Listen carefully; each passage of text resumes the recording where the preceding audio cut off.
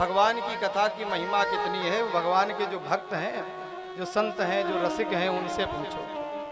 तुलसी है, मीरा है, हनुमान जी महाराज हैं, सूरदास जी महाराज हैं, एक कबीरदास जी महाराज हुए। और कबीरदास जी का जब समय पूरा हुआ, आयु पूरी हुई, सांसें पूरी हुई, तो उनका बुलावा आया, भगवान के पार्षद आए। जब कोई पापी जीव जाता है उसे लेने यम के दूत आते हैं, और जो धर्मात्मा जब जाता है तो उसे भगवान के पार्षद लेने आते हैं। तो जैसे पार्षदों ने आकर के बुलाया, बताया कि कबीरदास जी आपका समय पूरा हो गया है, आपको चलना है भगवान के धाम, ये शरीर छोड़ना है, तो कबीरदास जी रोने लगे। लोगों ने, जो गोसाई थे, जो और लोग थे, उन्होंने हंसी उड़ाई कि कबीरदास जी तो बड़ी बड़ी बातें करते थे, मृत्यु सत्य है, मृत्यु से घबराना नहीं है। आज जब इनका समय आया, जब जीवन छूटना है, शरीर छूटना, तो रोने लगे। तो कबीरदास जी ने बड़ी अच्छी बात बताई, भैया हम इसलिए नहीं रो रहे कि हमारा जीवन पूरा हो रहा है, फिर शरीर छूट रहा, हमें इसलिए इसका कष्ट नहीं है, तो क्या है। राम बुलावा देख के दिया कबीरा रोए। क्यों रोए कबीरदास जी? जो सुख लह सत्संग में वो सुख वहाँ न हो। हमें इस बात का दुख है कि शरीर छूटने के बाद जो इस संसार में, जो इस धरती पर जो सत्संग का सुख मिलता है, जो भगवान की कथा का आनंद मिलता है, शायद वहाँ ना मिले। भगवान राम सारी अयोध्या वासियों को, सबको लेकर के सरयू में प्रवेश किए, जाने लगे। सब जा रहे हैं, बैकुंठ जाएंगे, साकेत जाएंगे, भगवान के धाम जाएंगे। हनुमान जी महाराज नहीं गए। राम जी ने देखा हनुमान जी की तरफ, हनुमंत जी प्रभु आप नहीं चलोगे हमारे साथ हमारे धाम बैकुंठ? हनुमान जी ने हाथ जोड़े, प्रभु क्षमा करना, हम यहीं ठीक है, हम आपके साथ नहीं चलेंगे। क्यों? तुम्हें बैकुंठ प्यारा नहीं है, साकेत प्यारा नहीं है, हम नहीं प्यारे हैं? हनुमान जी के आंखों से आंसू आ गए, प्रणाम किया, सर रख दिया चरणों में, प्रभु हमें जितना प्यारा आपका बैकुंठ धाम है, जितने प्यारे आप हो, जितना प्यारा आपका अन्न साकेत धाम है, उससे कई गुनी ज्यादा प्यारी हमें आपकी कथा है। वहां जाने पर आप तो मिलेंगे, इस बैकुंठ का सुख साधन तो मिलेगा, सब मिलेगा, लेकिन शायद वहां भगवान की कथा ना मिले है। तो जो भगवान के भक्त हैं, जो रसिक हैं, उन्हें जीवन में कहते हैं चाहे हमारे कितने जन्म हो जाएं, बार बार हम आवें, लेकिन प्रभु बस केवल आपके नाम से लगन हमारी लगी रहे। तो जो भगवान की हम लोग कथा सुन रहे हैं ना, बड़ी विशेष है। सौनक जी ने पूछा कि महाराज जी ये बताइए कि इस कथा को ऐसा कौन सा पापी है, जीवन में ऐसा कौन पाप किया हो कि कथा सुनने से, भागवत जी की कथा सुनने से उसे मुक्ति मिल जाए, पापों का शमन हो जाए। सूत जी हंसने लगे, ये मत पूछो कि कौन सा ऐसा पाप है, जीवन में जिसने पाप ही पाप किए हों, कभी कोई धर्म, कोई पुण्य, कोई अच्छा काम ना किया हो।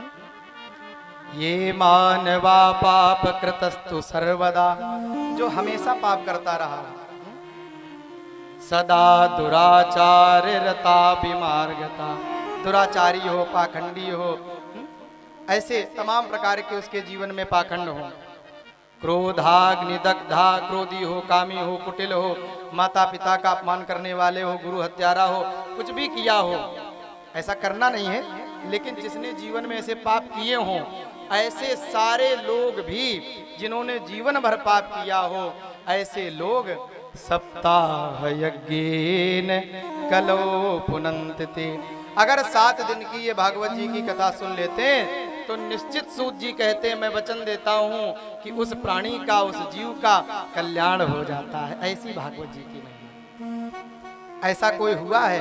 हाँ, उदाहरण के तौर पे एक प्रसंग महाराज जी ने बताया। तुंगभद्रा तटे पूर्वम भूतपत्तनमुत्तमम यत्र वर्णा स्वधर्मेण सत्य सत्कर्म तत्परा। तुंगभद्रा नदी के किनारे एक आत्मदेव नाम के ब्राह्मण, बड़े निष्ठ, बड़े वैदज्ञ, बड़े ज्ञानी, बड़े भगवान के भक्त थे। और महाराज पंडित जी जितने ज्ञानी थे, जितने संत थे, जितने सरल थे, पंडितानी उतनी ज्यादा खतरनाक थी।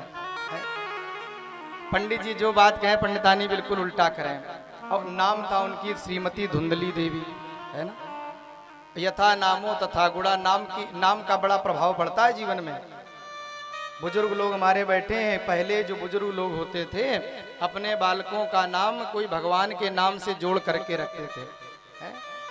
रामदास, श्यामदास, कृष्णदास, ऐसे शिव, ऐसे कुछ भी, ताकि नाम से उसका प्रभाव होता है।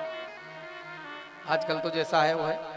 तो नाम था धुंधली, वैसी उसकी मति, वैसी बुद्धि।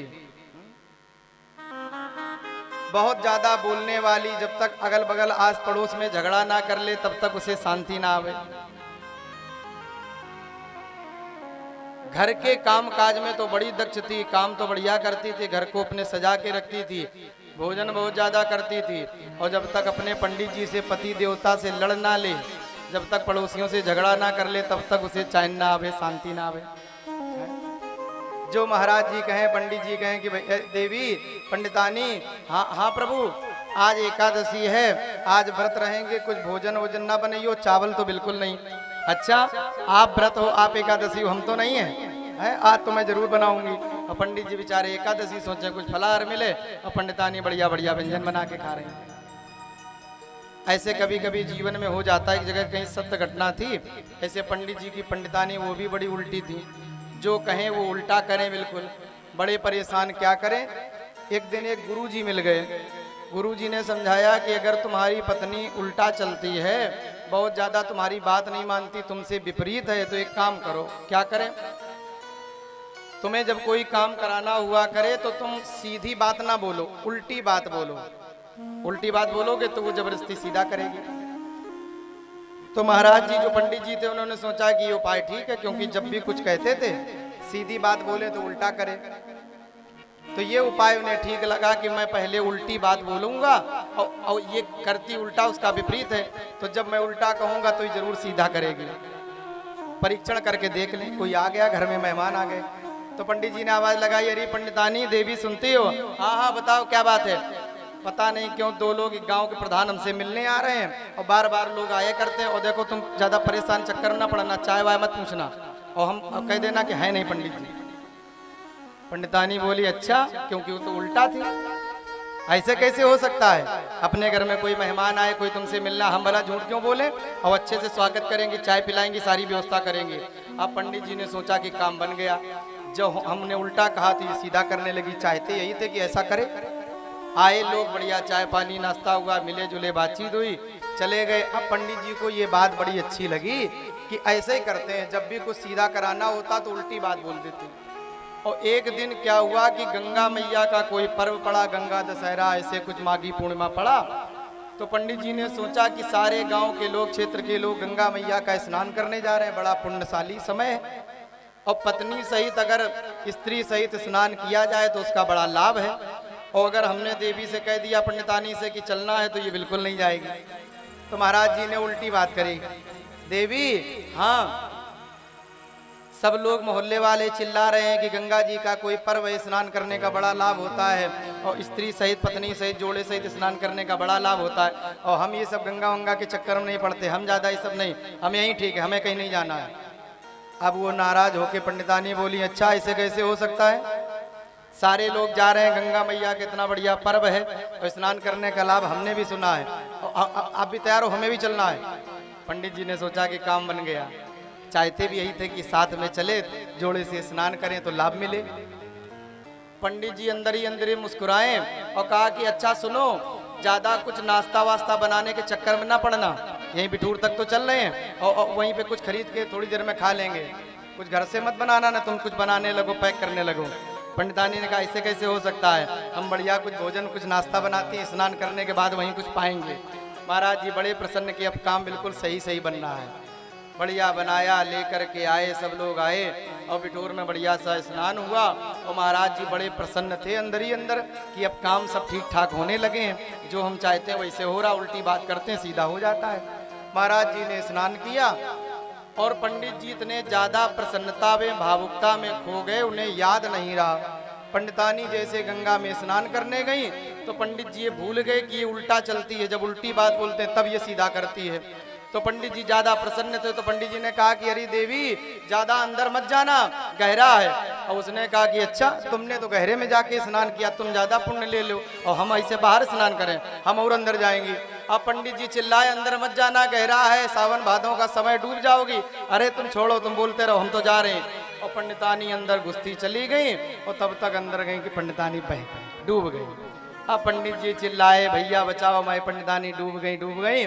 सारे लोग दौड़े, जो वहाँ के आसपास के लोग थे, गोताखोर लोग, कि लाओ बचाएं। तो बिठूर से जिधर आनंदेश्वर की तरफ गंगा जी बह रही थी उधर लोग भागे और पंडित जी उल्टी तरफ भागे, खेरेश्वर की तरफ। लोगों ने कहा कि पंडित जी क्या पागल हो गए हो, गंगा जी इधर बह रही, आप इधर क्यों जा रहे हो।